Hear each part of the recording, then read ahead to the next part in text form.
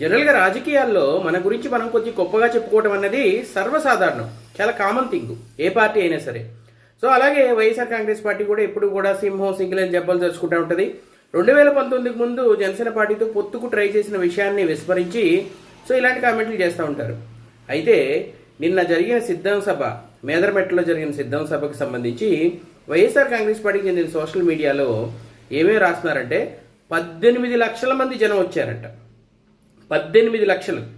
అసలు ఉన్న స్థలం ఎంత, స్థలంలో ఎంతమంది పడతారు, సో ఏంటి కథ, ఇవన్నీ మనం గమనిస్తే మనకి క్లియర్గా రాజకీయాలంటే అవగాహన ఉన్న చిన్న పిల్లలకైనా కూడా అర్థమైపోతుంది కదా. కానీ చెప్పుకోవడానికి కూడా ఒక పరిమితి లేకుండా ఇష్టం వచ్చినట్టు చెప్పుకున్నప్పుడు మాత్రమే వచ్చేది ఈ తంట. 18 లక్షల మంది వచ్చారు, బ్రహ్మాండంగా సక్సెస్ అయింది. అసలు అధికారంలో ఉంది పార్టీ, అధికార దుర్వినియోగం చేసి బిర్యానీ ప్యాకెట్లు పంచి, ముందు పంచి, డబ్బులు పంచి